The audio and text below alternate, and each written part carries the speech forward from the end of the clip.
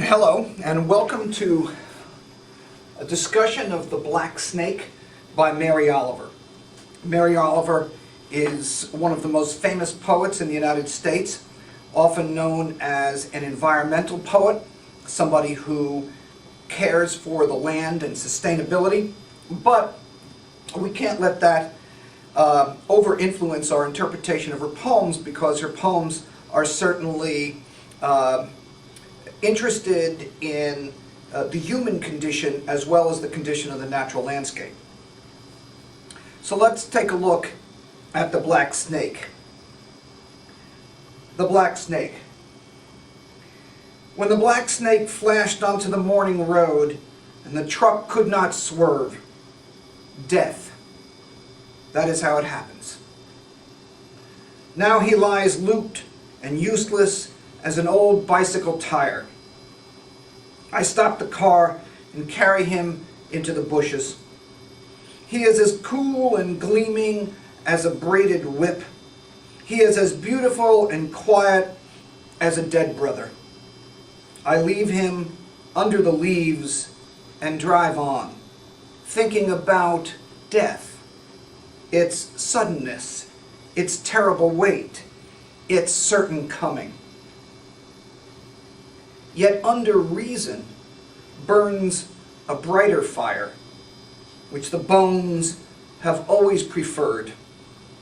It is the story of endless good fortune.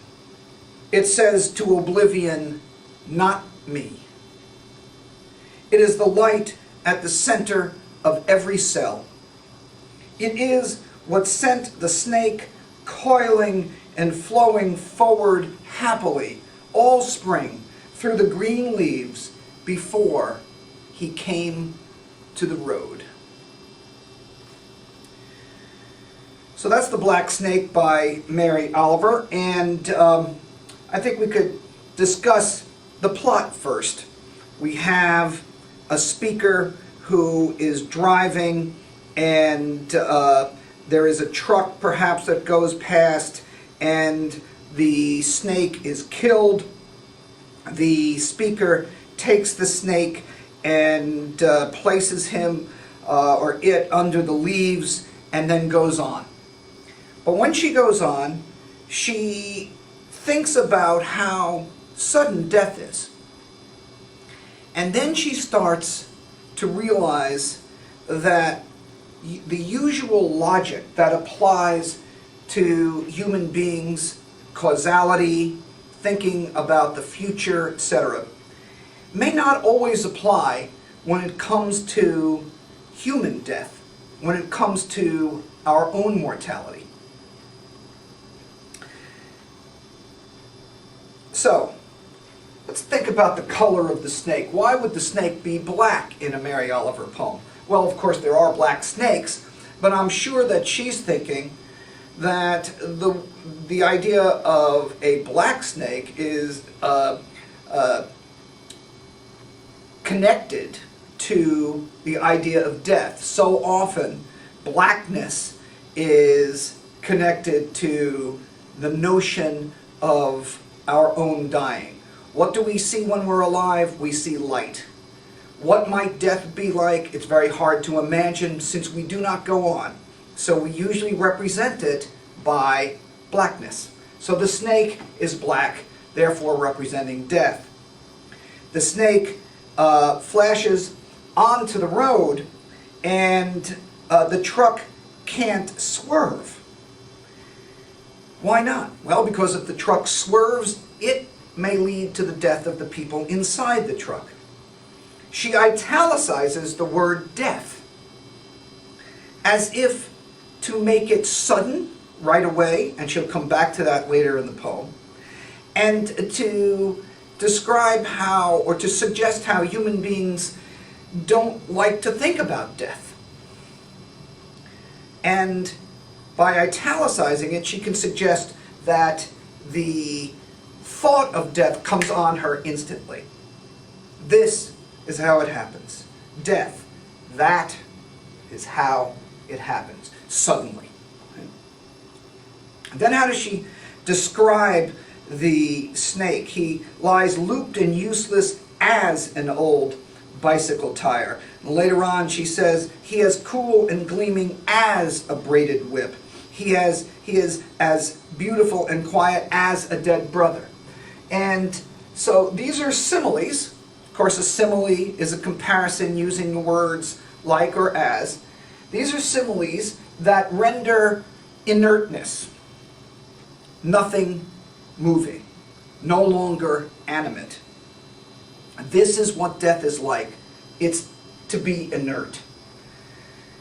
And what does she do? She leaves him under the leaves. Why would she leave him under the leaves? Why not just toss the inert corpse of the snake off? Why even pick the snake up?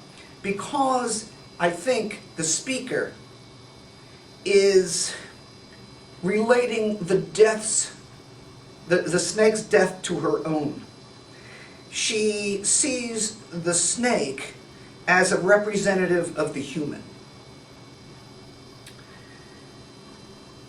Then she talks about the weight, that the snake has terrible weight.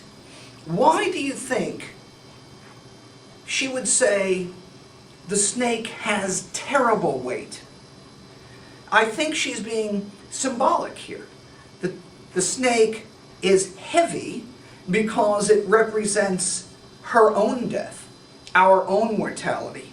And therefore, the snake, even though it may not be heavier than a piece of a box or a piece of cardboard you might pick up, it feels very heavy to her.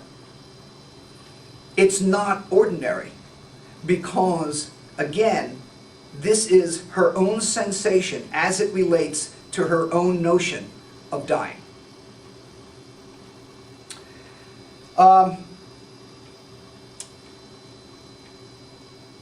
Under reason, she said, yet under reason burns a brighter fire. Yet under reason burns a brighter fire.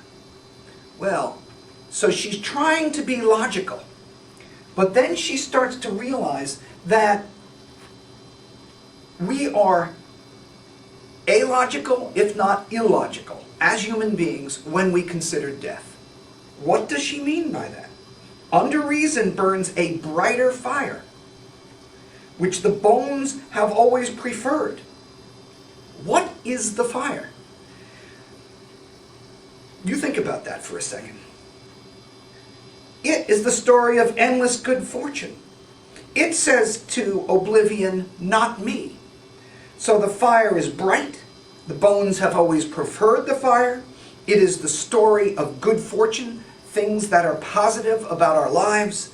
It says to oblivion, not me. And then if you go further, it is the light at the center of every cell. It's what sends the snake coiling.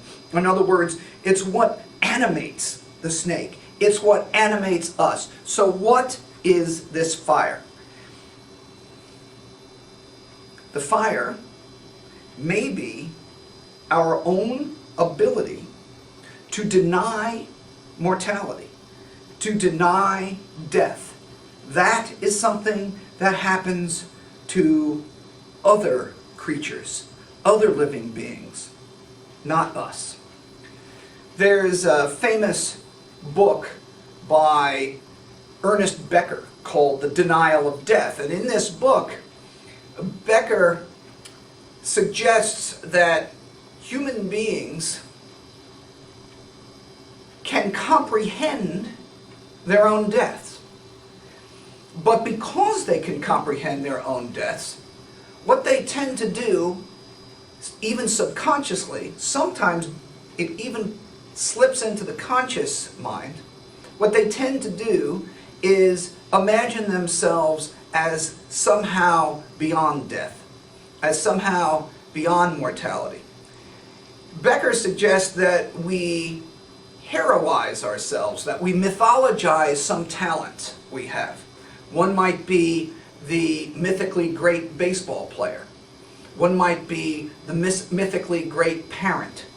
One might be the mythically great businessman. One might be the mythically great astronaut.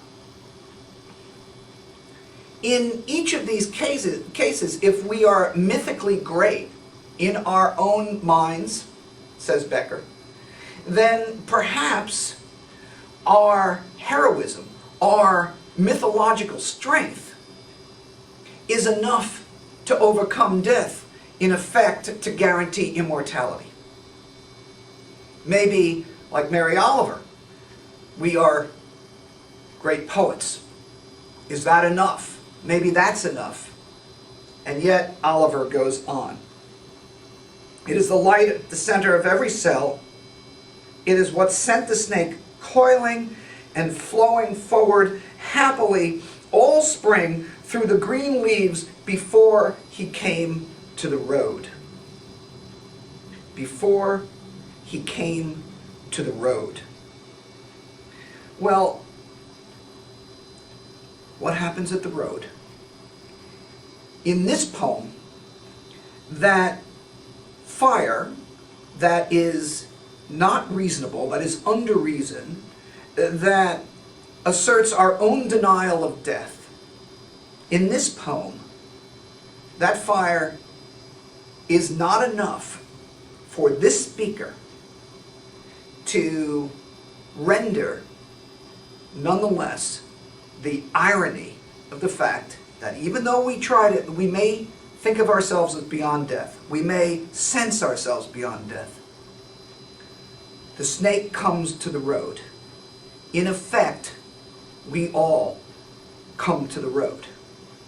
So there's great tension in the poem between the human who sees a snake, thinks of death, thinks of the death of the snake, and then thinks, well, there's this fire.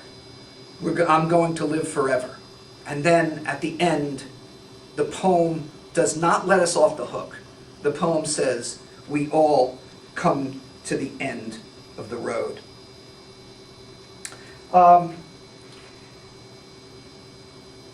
The ending, therefore, is somewhat ironic, because just before the ending, what we have is the notion of denial, of immortality.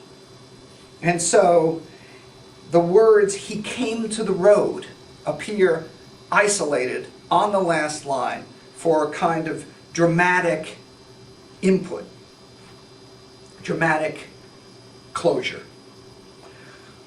One last thing, let's just note that in the first stanza, after the word death, she says, that is how it happens. And she, I think, is using the pronouns that and it to suggest that it's such a large thing. Death is so huge that we tend to assign to it words which can contain it. The simple word, it. That is how it happens. So it's almost a kind of indeterminate pronoun reference here. But there's a reason for that. And ultimately now, what does the poem tell us? What is the poem suggesting to us? On one hand, it could be saying that each individual deals with mortality by denying its very existence. We deny death when it comes to ourselves. We don't deny the deaths of others, although we may deny people who are close to us. We may not want to think about it. We may deny that it's possible. But when it comes to ourselves, we deny death. Though we all rationally know the truth, and we keep that truth from ourselves, even though at the end of the poem, the speaker won't allow that to happen. Effectively, if reason is somehow above the fire, and the fire is denial, we are repressing reason in order to thrive in life. We secretly tell ourselves we're not going to die.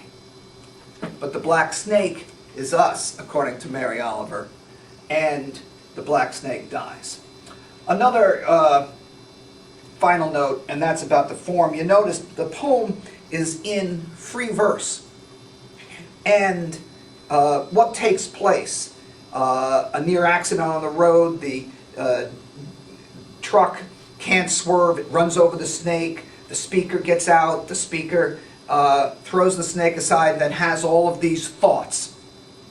And when you're thinking about death, and you're going back and forth between reason and this so-called fire, things get a little chaotic. But if you notice these very carefully constructed four-line stanzas, of course a four-line stanza is called a quatrain, these four-line stanzas order the poem, order the chaos, keep it under control. And that's The Black Snake by Mary Oliver.